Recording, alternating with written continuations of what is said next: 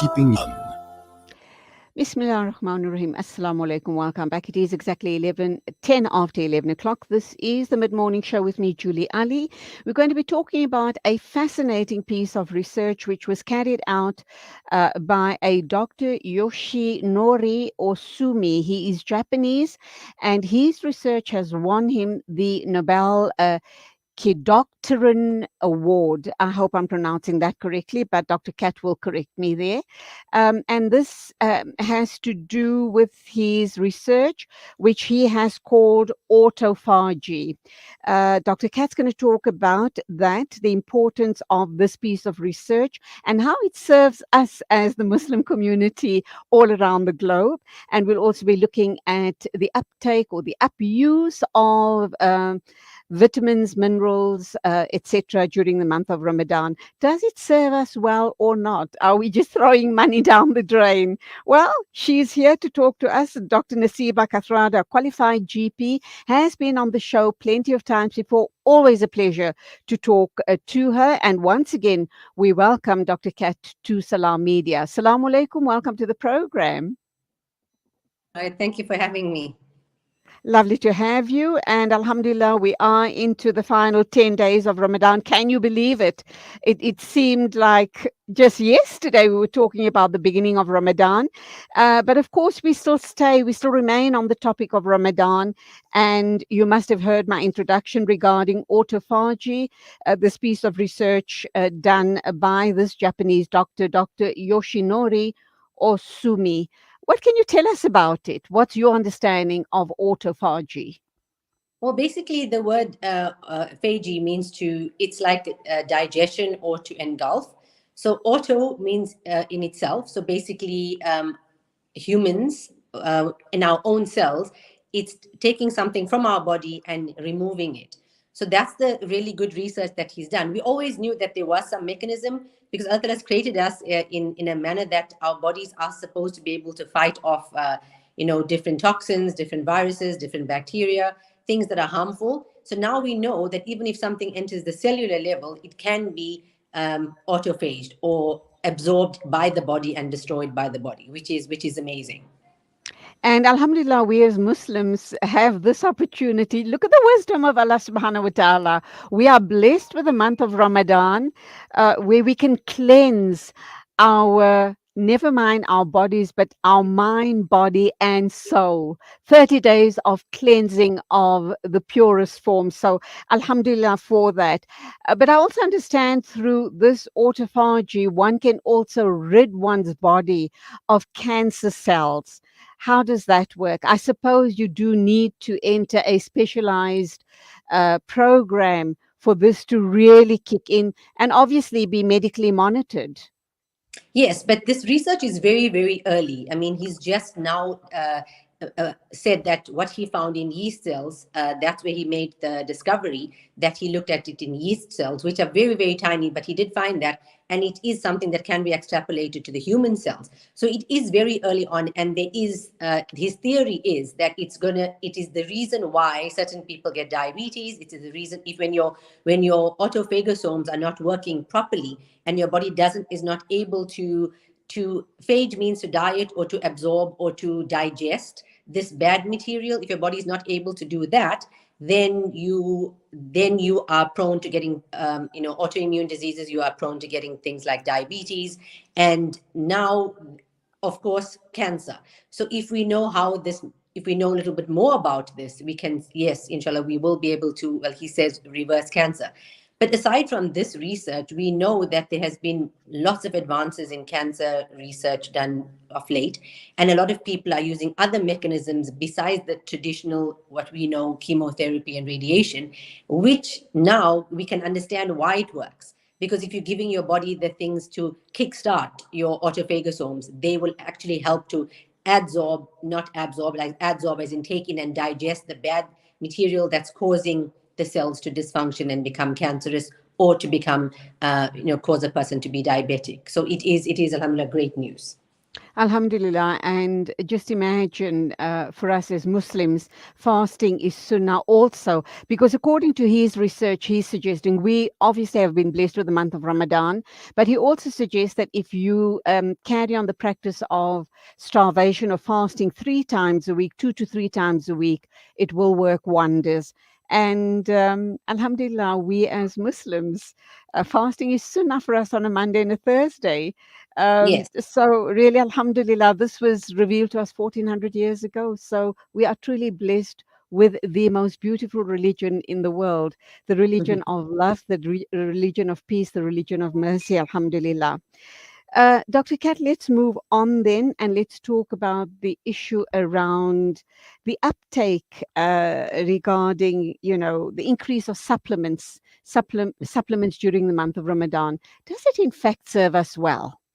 Before I answer that, Julie, I want to just comment on what you said about fasting. I had a patient that came to me once, and I was teasing because I had a whole lot of my Ramadan eating plans on my table, and I said to her, if you don't listen this week, I'm gonna make you fast from next week, and you have to follow our Ramadan diet plan. And she actually said, Doc, you don't understand how lucky you guys are, where you are forced into this month of rest for your gut. And it made me think about it, and we look at the benefits of fasting, and like you just so rightly mentioned, that fasting is prescribed to us. It is fard for this month, but it is sunnah twice a week.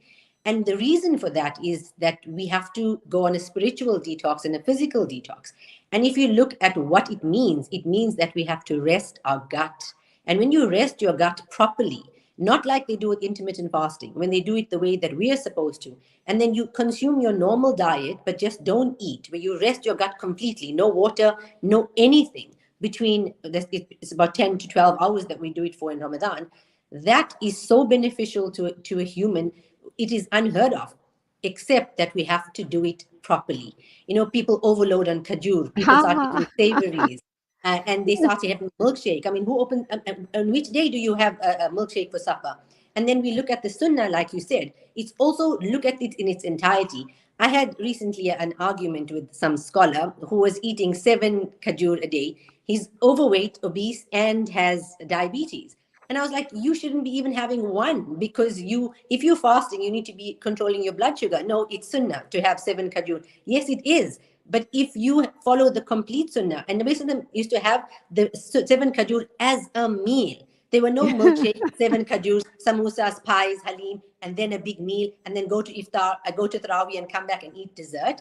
So, we have to look at it in entirety. And if we do it the way it was supposed to be done, I promise you, you will reap all the benefits of fasting. It protects against obesity. It lowers your cholesterol. It improves your blood sugar levels. It prevents chronic diseases. It reduces your stress. It strengthens your immunity. It prevents cancer just by fasting. It prevents cognitive decline. Your memory improves. It boosts your brain function, and it decreases chronic inflammation. And like I said, of course, the weight loss is if you do it properly. So I just wanted to add Absolutely.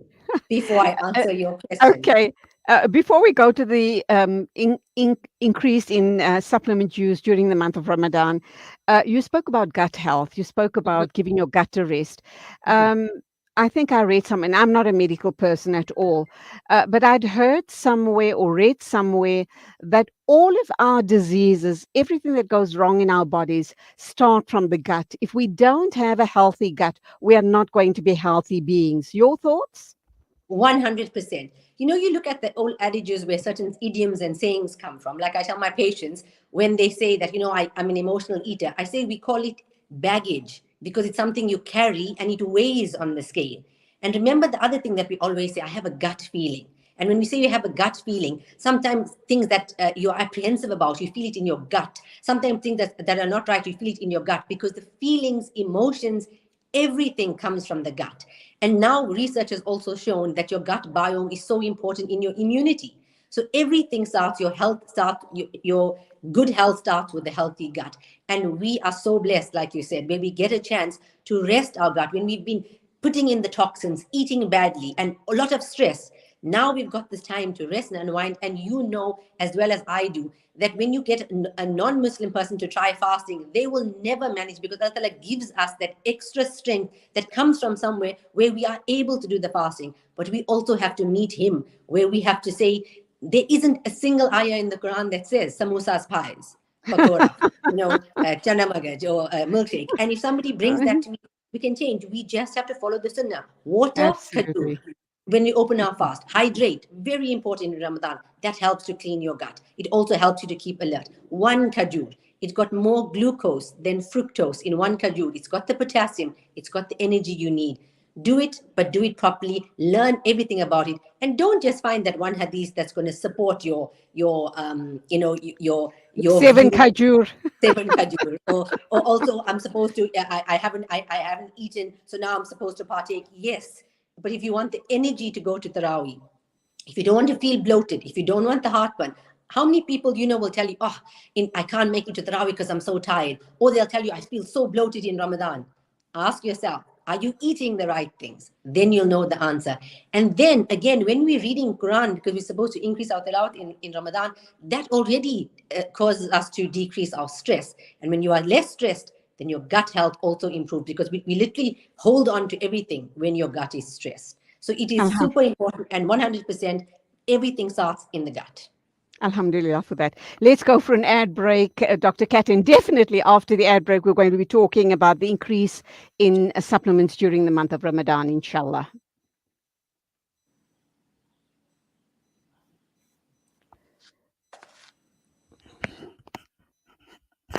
Droplets of gold inspires precious design. Platinum bursts with intricate freshness, and every pure diamond becomes more than just a girl's best friend. Voda Gold Gem Jewelers, where timeless dreams become a reality. Come to us. We tailor-make designer gold, platinum, and diamond jewelry. Trade in or remodel your old gold. Clad yourself with classy name-branded watches. We offer insurance valuation and free zakat calculation. Visit us at 534 Ridge Road, Overport, or call 031 208 9142. Voda Gold Gem Jewelers, manufacturers of fine gold and diamond jewelry. Southern Africa Dawah Network is a non-profit organization striving to uplift the disadvantaged and empowering through education and dawah. Donate to the SADN centers, the M.A. Motala Islamic Center, as well as our Islamic centers in Amoti, Imtalumi, Botshabelo, and Castile. Donate your zakat and lillah today. Contact Farooq Sheikh 076-321-0650, Yusuf Mohammadi 072-259-3457, or the SADN head office 031-304-8000.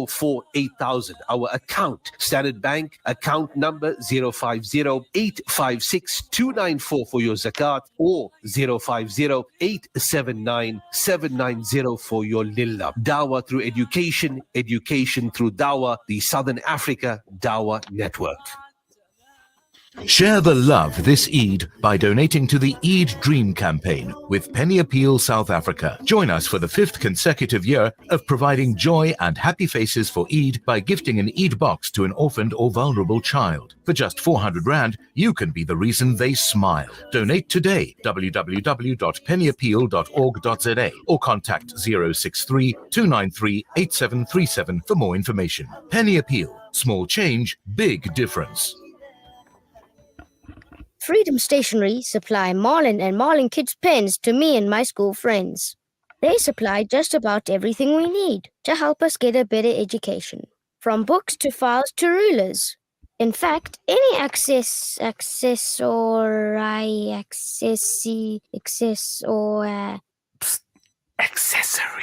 any accessory we need. Freedom Stationery. Education for the nation. What does accessory mean? In the aftermath of the tragic earthquakes in Syria and Turkey, thousands of survivors are struggling and in need of food, shelter, and life-saving aid. This Ramadan, take a closer look at the countless lives that have been turned upside down. You have the power to help. Your donation is the lifeline, a beacon of hope in an otherwise hopeless situation. Please donate today. Visit donate.unhcr.org/RamadanZA. With so many investment options today, it's only natural that you might feel a little confused which route to take. Should I buy shares or should I invest in gold bullion? Randery Jewelers now brings you the Zahab coin, an alternative to the Kruger Rand. The Zahab coin A solid wealth protector in its purest form of 24-karat gold is the safest way to protect your wealth. So don't just sit there and watch your paper money depreciate. Change to gold. Call Randery Jewelers now at 031 202 4701 or visit www.rjcoin.co.za, situated at 151 Essenwood Road, Musgrave, Durban. Randery Jewelers, the family name you can trust. Salam Media, your spiritual companion this Ramadan. 11:25 exactly. This is the Mid-Morning Show with me, Julie Alli. My guest is Dr. Naseeba Kathrada, better known as Dr. Kat. She's based in KZN. She's a GP, and we are now going to be talking about the sudden increase in supplements during the month of Ramadan. Dr. Kat, back to you. Your thoughts on this matter. Is it a good thing? Is it a bad thing? Are we throwing money down the drain? What is the take on this whole situation? Firstly, Julie, I relocated to Cape Town, so I live in Oh, Cape Town. wow. Yes, That's wonderful. I'm so pleased to hear that. Are you loving it? I'm absolutely loving it. I live in Paarl, actually, so I've got two practices now. So I have practice in KZN and I have a practice here in Paarl, alhamdulillah. So I am in both places. So to answer your question, with regards to supplements, I'm really passionate. For 20 years now, I've been prescribing only supplements in my practice, natural nutraceuticals, because I've never had any trust in pharmaceuticals. So, I probably only script about 3 for the last 20 years. And the reason for that is because of the side effects. The thing is, as the years have gone by, people have now taken an approach where they understand that you have to take a holistic approach to your health. And more people, especially after the COVID pandemic in the last 3 years, have resorted to getting over-the-counter medication, because also increased distrust in big pharma, and also because people want to have something quickly, and I know they do a lot of research. But they also comes the flip side with that, is that supplements are really, really important, but you have to take the right one for the right person at the right dose. And then it At makes the a right time, because I always wonder about, I've asked this question a gazillion times, and I'm still not sure. When do you take your, for example, your zincs, your calcium, your calciferols, etc. In the mornings, in the evenings, before meal, after meal? I still don't know, because I go to the chemist, I buy it over the counter, and I'm doing it on my own. Exactly my point. So Linus Pauling, the gentleman who developed vitamin C and found that its use in scurvy, because that's what treatment for scurvy is, he said, multivitamins don't work. Those who need them can't afford them, and those who can afford them don't need them.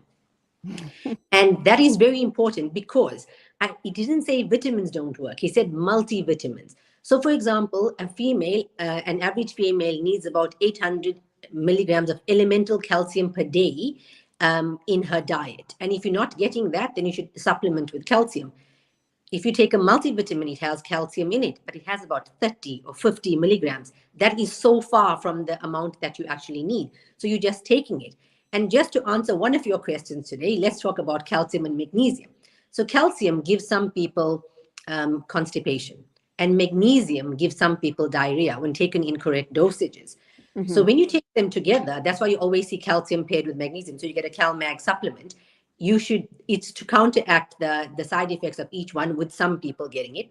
But when you take it together, always take it at night, because calcium absorbs better at night. And also magnesium is very good for somebody who has restless sleep and restless leg syndrome.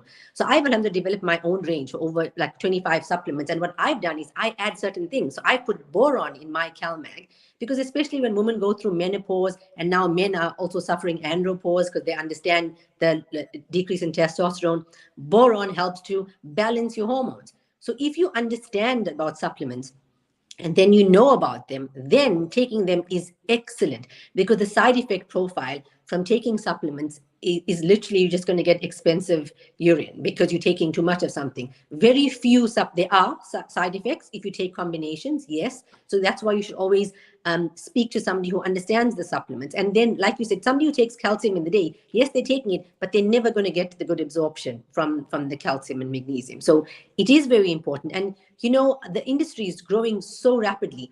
currently in South Africa, the market for supplements is 3,500 million rands. And Oh. by 2026, it's going to go up to 6,500 million, which means there is a growth. Mhm. And people benefit from it because now more and more good quality supplements are coming on the market. But you have to understand that it is the same as you coming to me and saying that you have a headache, and I'll say to you, I just take a Panado, don't take Panado. And then you come back to me after 2 hours and go, it didn't help. And I go, how much did you take? And you tell me I took half. Panado is the right thing, but half is not the right dose. So again, somebody who needs chromium because they're diabetic, or somebody who needs a diuretic because they got high blood pressure, or somebody is trying to lose weight and they're taking raspberry ketones. You have to take the right one, the good quality one, at the right amount, and then for the right duration. The thing about supplements also, they don't work like that. You have to take it regularly to build up a level in your body to get the right amount, to get the effects that you want. So, Dr. Kat, when you talk about supplements, and this is the way to go, as you've indicated, with this growing market of supplements, and you also talk about there's obviously you're going to see the results after a certain period of taking them regularly. I also assume then that you start this regime and you're going to have to stick with it for the rest of your life. Otherwise, what's the point? It's also depending on your diet, right? Because we spoke about good gut health. Sometimes you need to take a supplement to help to heal your gut. For example, vitamin C. Vitamin C gives a lot of people heartburn because it is really good, but also it does have that effect. So somebody who needs vitamin C can get the option of doing an IV vitamin C. But when you do an IV vitamin C, so I do them in my practice, but if you're doing an IV vitamin C, everybody says, oh, I went for a glutathione drip. Everybody, that's the new fad now. They go for glutathione Yes. drip. You cannot mix glutathione with vitamin C because one of them is a chelator and it will suck it up. So if somebody said to you they went for a vitamin C and glutathione drip, it has to be in 2 separate bags. And if you didn't get them in 2 separate bags, then of course you haven't got the right thing.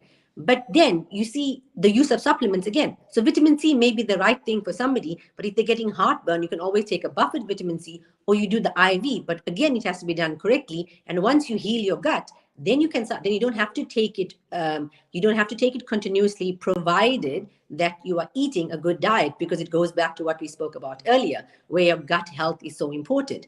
The reason why we need nutraceuticals more now is because we live in a rat race. Our stress levels are so high. The food that we get is not the same as it was before. There's another whole discussion we can have about organic, non-organic, GMO, all of that. So even the water, when I was on your show, I think it was a few years ago, we had a discussion and we spoke a long time about water. I've now changed all my posts and all my advice where I say, drink good quality water. Because here in South Africa, we don't even have that anymore. We know what's in our water. It's not good stuff. And even though it is drinkable, you're not going to get immediately sick. Is it good quality water? No, it isn't. So we have to change with the times, and with the times that we have right now, even if we're trying to eat nutritious food, we're not getting the nutrients that we need. So a lot of people will say, I don't believe in that.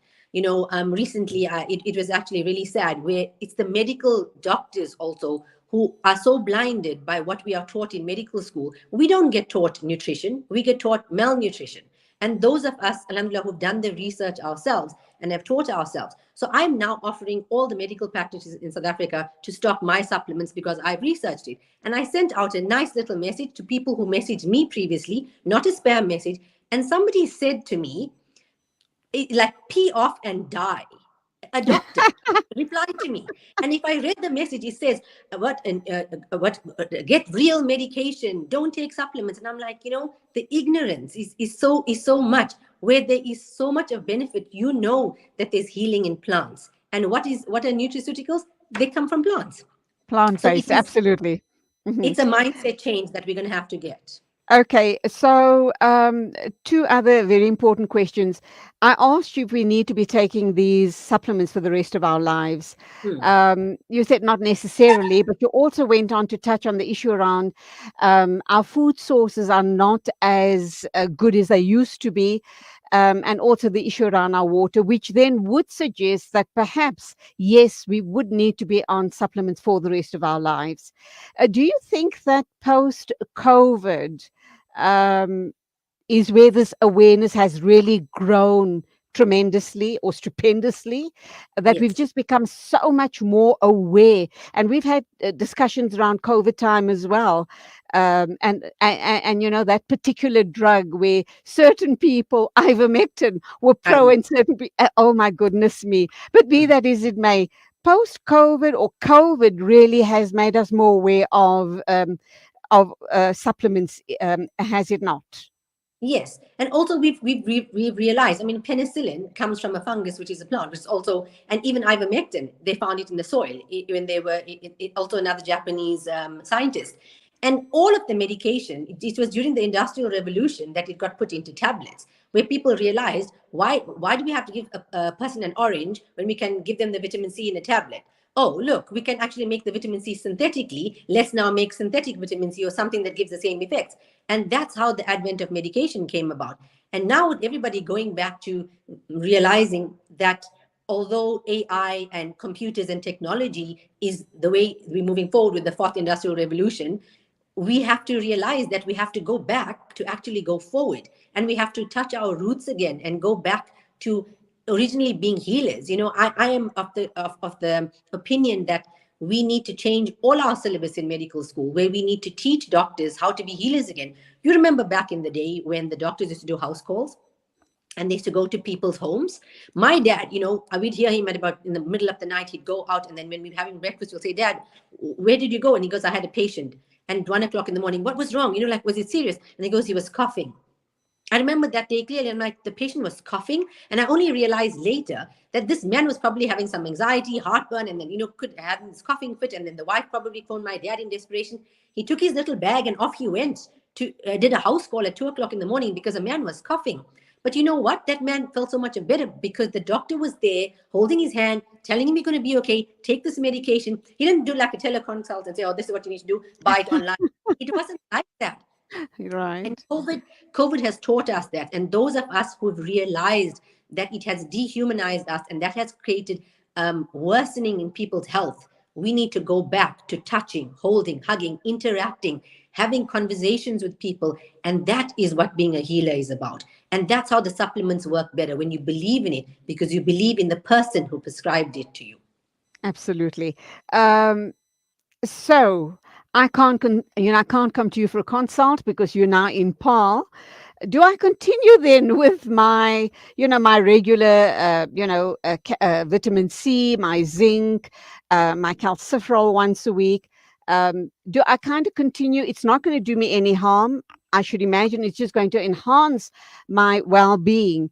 Would you kind of say, the same rule stands for all people, most people, or certain people who do have health issues should definitely consult with the doctor, and the doctor then can see that the supplements that they're taking doesn't clash possibly with their pharmaceuticals, etc. Yes. How important is that? Julie, you definitely firstly can come to me for a consult because yes, and I told you we're going to find the benefit. I do telephone consults and I owe you one. So we will definitely do that. We will have a chat. Perfect. And Perfect. you're right. Let me just give an example with regards to vitamin C, D, and zinc. For example, vitamin C, people take 500 to 1,000 milligrams daily, no problem. But when you are not feeling well and you're feeling under the weather, you got to up it to 2,000 or 3,000. Oh, So somebody okay. who doesn't get a side effect from 500 milligrams a day to keep them going, suddenly is taking 2,000 milligrams, that person is going to feel some side effects. So when I do an IV for a person who's not well, or when I do an immune boosting IV, I give 5,000 milligrams. I give 5 grams of vitamin C, but you can do that IV, you can't do that orally.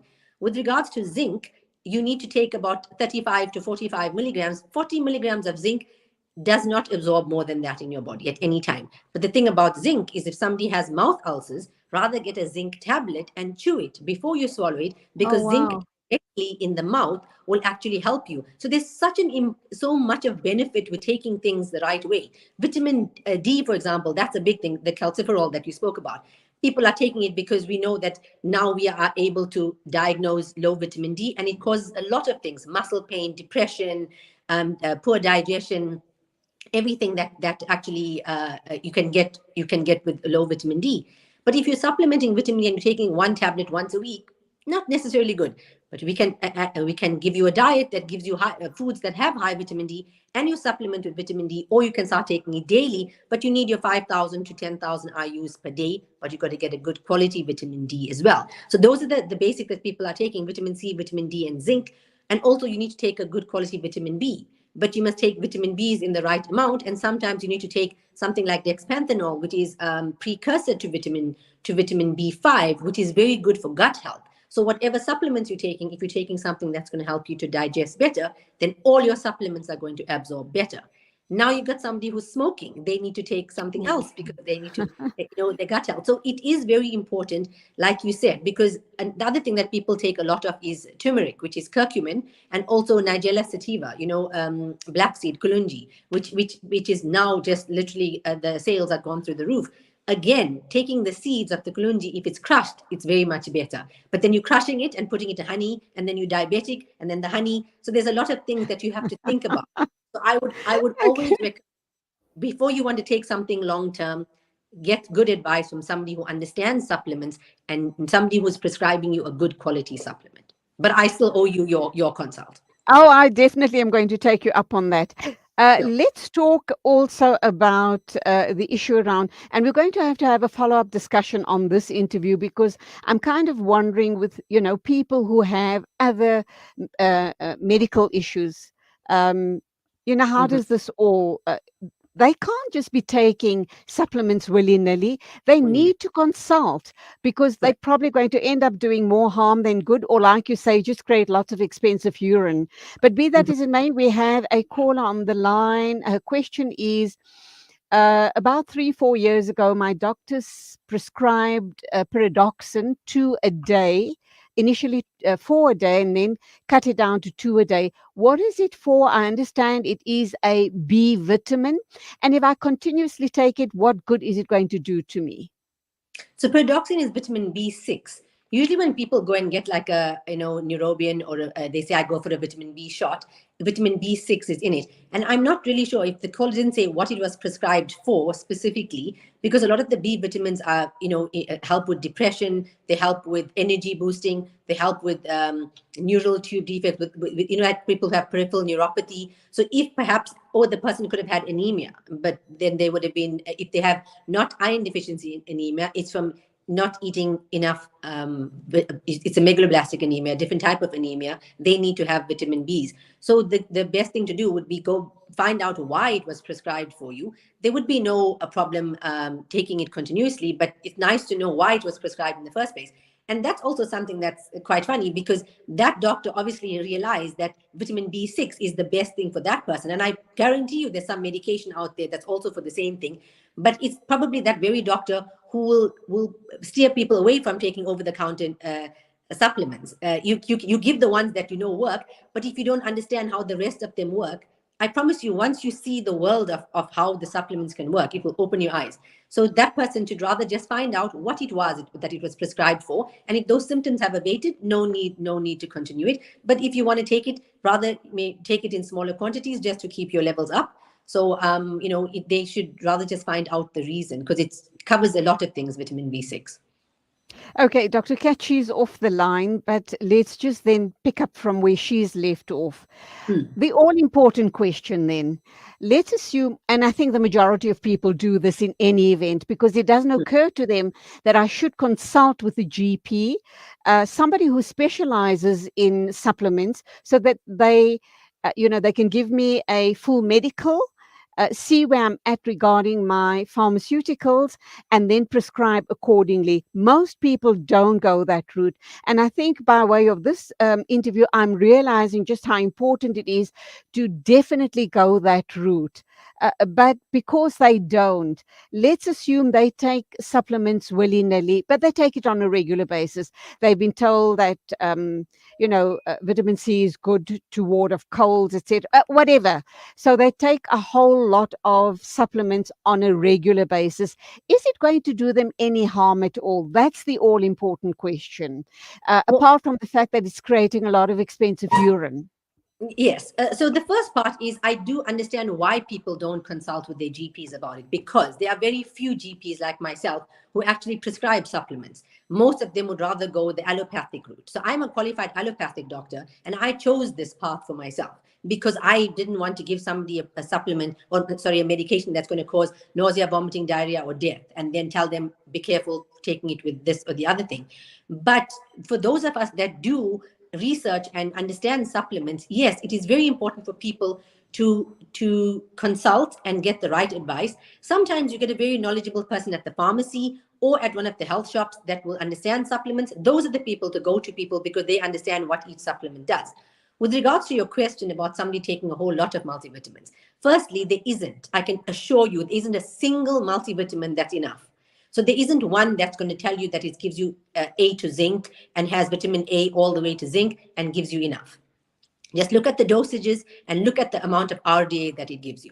Secondly, with regards to any supplement, sometimes it will tell you on the front omega-3, 1,000 milligrams. And when we turn it over, the EPA and DHA, which is the active ingredient of omega-3, the quantities of those are really low. It's a 1,000 milligram tablet, but does it have the correct ingredients in the back? So that's another thing. And the simple way to do it is to compare two.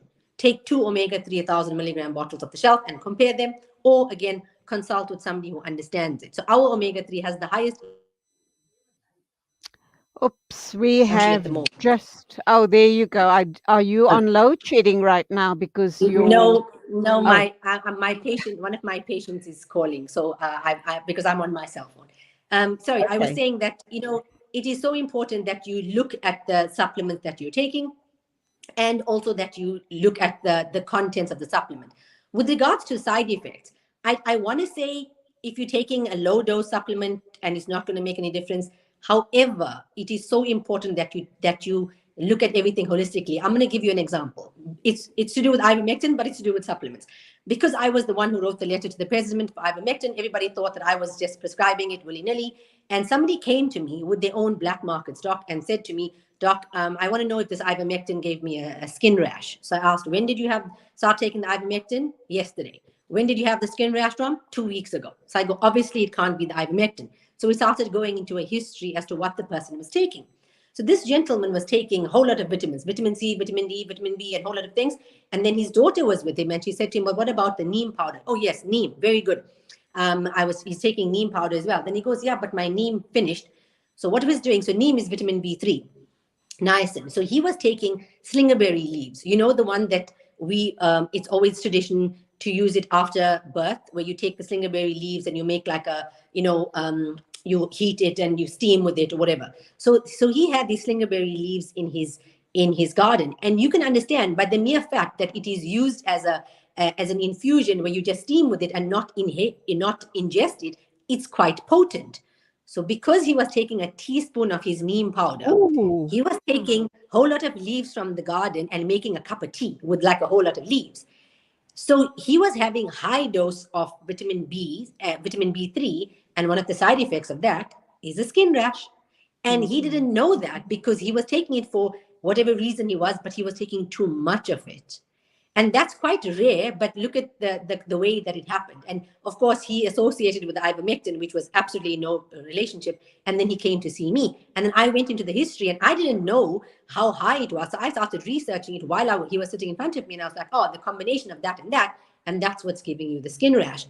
And that kind of thing as well is very important. So if you're asking me, is it safe for a person to take a multivitamin? Probably yes, because it's got very low doses. But what else are they taking it with?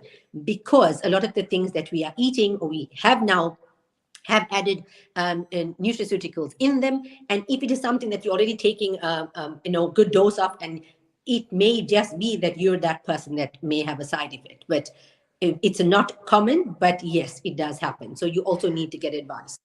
Okay, Dr. Kat, it is exactly 11:48. I'm still going to keep you here for a little while longer. I do know your patients are waiting for you, but we'll try and get through this in the next few minutes. Let's come back to the month of Ramadan, where people, just because it's the onset of Ramadan, they increase their supplement usage. And perhaps post-Ramadan, they stop taking the supplements. Has this 1 month of supplement intake served them well at all? Has it made any difference? Have they just wasted their money? I'm kind of wondering, what was that all about? Yes, but I don't. Do you know, like, sort of which I think people take more stimulants or energy things, right, in Ramadan. That's what happens, because what else would they take? I know that people would increase the immune system, immune boosting things in Ramadan. But again, when it comes to taking supplements in Ramadan, the dosages are very important, and the timing, because we're not eating from morning till evening. So if you're normally taking something 3 times a day, then you take it at Sehri, Iftar, and then before bed. But again, there's certain things that should be taken before food. So when you open your fast with your water and your kajur, then the first thing you do is you take your supplement if you need to. But there are certain things that definitely don't work in Ramadan, like caffeine.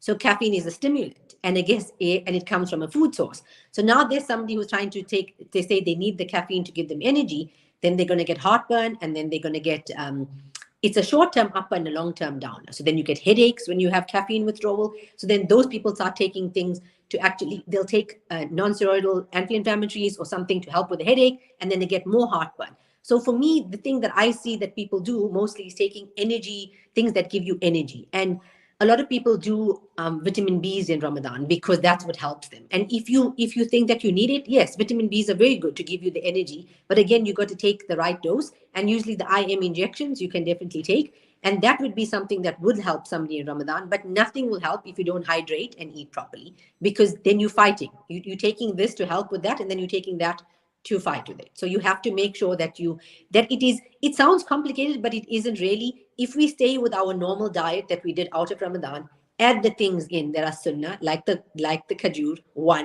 and have your water, you will see the benefits, again, of Ramadan. I have to say that, though, people think she's such a tyrant, and samosas and pies. I have to say that I did a program on another radio station about Ramadan eating, and I posted on my Facebook page my Ramadan eating plan, where I am all about Okay. Sorry, I hope. there was another call. Sorry, Yes.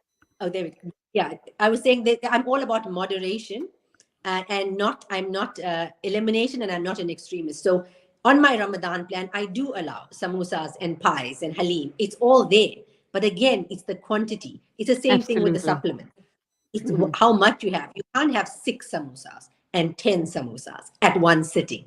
One or two, and then know that 2 samosas is equivalent to 2 slices of bread. And think to yourself, can I eat 2 slices of bread just like halim? 100 mils of halim is a soup, is a starter portion. 200 mils, 250 mils is a meal. So I've put it there on the plan. People can understand that, yes, we are changing, and this is what happens. It's in our homes. Mothers want to give their children and their spouses samosas and pies. Have it in moderation. Okay. What we do as a rule in our home is we cut out the main meal, but we have the halim and we have the samosas. So I don't feel too bad, even if I have 6 samosas, but they're small, the cocktail size. So if I have 6 of those and a bowl of halim, because we skip the main, there isn't a main meal, because by then you really have had your full. But be that as it may. But Julie, is the halim with naan, or is it just halim?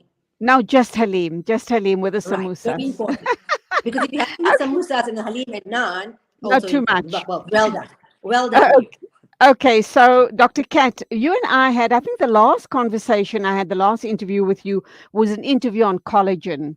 Have you changed your views about it? Please tell us, bring us up to speed. What is your position regarding collagen these days?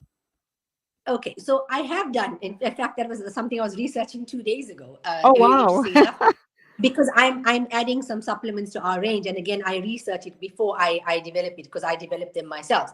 And I find that in South Africa, we've got such a vast range now of collagen, where we have mostly, there's this big debacle about whether it's halal or not, right? So there's hydrolyzed collagen, and then some schools of thought are, if it's bovine collagen source, then it's allowed because we're allowed to eat cows. But if it's from porks or porcine collagen, not allowed. So there's this whole debacle about whether it's allowed or not. I can tell you that I have now seen that if you take a good quality collagen, and if you take it in conjunction, if you're using it for skin and for hair, you have to do it with something else. So you got to get a good cream, or you got to do of course, you got to drink your water for all of it. And for example, zinc is very good for skin, hair, and nails. So taking collagen with zinc is very important, or taking collagen with biotin is very important. Collagen by itself doesn't really do what it needs to unless it has some help. So from my research so far, I found that if you get a good quality collagen, and there are some halal ones, I'm still trying to see, the schools of thought, because the benefits of the bovine ones are slightly more. Unless you get it's really expensive to get a plant-based collagen that's as good. But when you're taking it for whatever purpose, you have to take it with something else for that. So I've got a really good skin cream that I've just brought in from India, and that one comes with the collagen. And that's how let me start doing some more research about it. So when you're doing it for hair, take it with zinc or selenium. If you're doing it for skin, then take it with vitamin C, zinc, and take it with, a good face cream and a face wash. You can't take collagen and expect everything to just, and also caffeine. Certain people who have caffeine have a lot of wrinkles, and they have a lot of cellulite. It's because of the caffeine. Now, taking the collagen and not stopping the caffeine is not going to help. Okay, even if it's just 2 cups of coffee a day? Certain people must have 0 cups of coffee. So when we do your assessment, Okay. I will tell you which body type you are, Julie. I think All we right. spoke about that. Okay, then in closing, let's look at this. So you're saying collagen should be taken in conjunction with the other supplements that you spoke about. You've also indicated that the supplements must be taken at night because you get maximum benefit then. So Certain should the supplements well, just helps the one that we just helps touched it on with the day. earlier on. Okay. What about the collagen? What about if you take the collagen as a drink in the morning and you take your supplements at night, or would you suggest you take it all together at one time? It depends on the collagen, right? So the one that I'm taking, you take in the morning and evening. But these ones are vegetarian ones, and they're like 10 tiny capsules. So you pop 10 in the morning and 10 in the evening. So you have to take it twice a day. So your collagen is depending on the dose of the collagen, because if you're taking the collagen and you're also taking vitamin C, your vitamin C, if you're taking it morning and evening, is not a problem. So if you take it, a certain person who's taking it, for example, iron, must take the vitamin C with the iron, because the absorption of iron is increased with vitamin C. But with regards to the collagen, as long as you're taking the collagen with that, your body's going to do what it needs to, because you're taking both for the same thing. So they help each other. Okay, and that's where we've come to the end of the show. I'll give you a minute or two to wrap up, because I do know you have patients waiting to see you. Obviously, we're talking to you, Dr. Kat, regarding fasting, obviously the benefits of fasting. We spoke autophagy and how beneficial that is. And then we moved on to supplements and how good it is for your body, and very especially in Ramadan, when we seem to increase our supplement usage. I'll hand over to you and just quickly give us an overview of perhaps something I might have left out. Okay, so it was excellent talking to you, and this is such an important topic, and I'm so passionate about this because there is so much of value to be gained here. We just have to know how to do it and do it the right way. And to all of those people out there who are taking supplements, I want to say to you, you're doing the right thing. Just get some advice to confirm that what you're taking is in the right dose and you're taking a good quality supplement. Sometimes cheaper is not always better. For example, the omega-3 supplement that you can get over the counter is probably half the price of ours, but you need to take 3 times the amount of that omega-3 to get the same benefit that you do from ours. So you have to first look at that. And if you need any advice, you're welcome to phone me, contact me, find me on Facebook, on Instagram. I'm happy to help. But for all of the people out there who've done their Ramadan the way it's supposed to be done, where you've done your detox, you've done your spiritual upliftment, and you've given your gut a rest, to you, these people, I want to say, enjoy your Eid day. Because Allah Ta'ala has ordained the day of celebration and festivities for you. And for those of you who have reaped the benefits of this beautiful, wonderful month, which is so calming and spiritually uplifting, then you get to celebrate. Imagine having eaten an overload and you bloated and constipated and gassy, and then you got Eid biryani to look at, and then all the sweetmeats and the biscuits. If you've done the time and if you've done the detox, you will enjoy it so much more. But those of you who are indulging on Eid day, remember that Eid day is Eid day. That's your eat day. For the rest of the days after that, we have to remember other thing about Ramadan is sharing. And that's what we're supposed to do. That's why we make little parcels, not what we're doing where we're making all our parcels beforehand, giving it out and still having Eid day. We're supposed to take off our Eid offerings and package them and share it with the neighbors so that our Tupperwares are not full for days and days after that. And that's where the indulging comes, and all the benefits you've done in Ramadan, you gain it back in the 1 week after. That's probably why also it's not to do those fasts after Ramadan. Absolutely, the 6th Shawwal fast. I was coming to that. I was saying, Alhamdulillah for that, because it gives us the opportunity of, to balance the overindulgence of the day of Eid. Alhamdulillah. And I know that's really a bad way of looking at it, because we're not looking at the spiritual side, but it's true, but also a lot of people after the Shawwal fast, they have like a second Eid.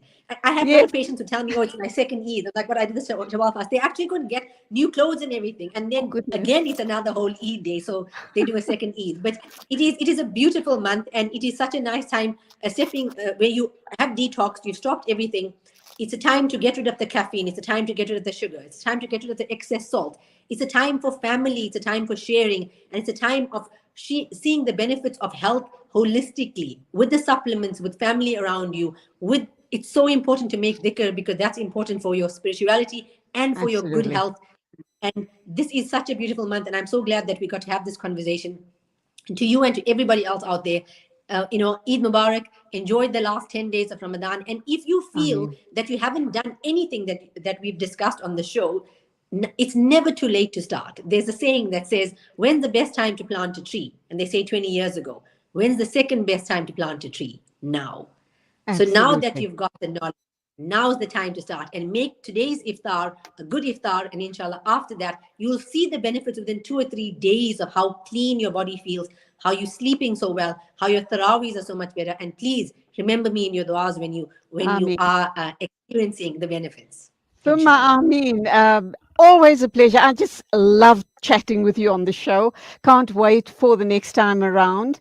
It's been absolutely wonderful. There's so much more I do want to talk to you about, but let's leave it for another time. Things like, for example, sugar supplement, the sweeteners, the benefits or non-benefits of that, etc. But lots more. Inshallah, we will talk sometime soon. Keep us in your du'as, inshallah. It's the 10 days, the Mubarak days of itikaf of the night of Laylatul Qadr. May Allah subhanahu wa ta'ala allow all of us to benefit from Laylatul Qadr, the night of power. Go well, Dr. Kat. Assalamu alaikum, and till the next time, Khudafiz. Shukran, assalamu alaikum salam. It's exactly 2 after 12 o'clock, and we are now going to cross over to Canada to talk with an amazing sister. Her name is Fatima Ahmed. She's the co-founder of the ISIP Foundation, and we continue talking about the Mubarak month of Ramadan and reconnection with the Holy Quran in the month of Ramadan. So please don't go away. I think you're going to find this topic very, very fascinating and interesting, inshallah.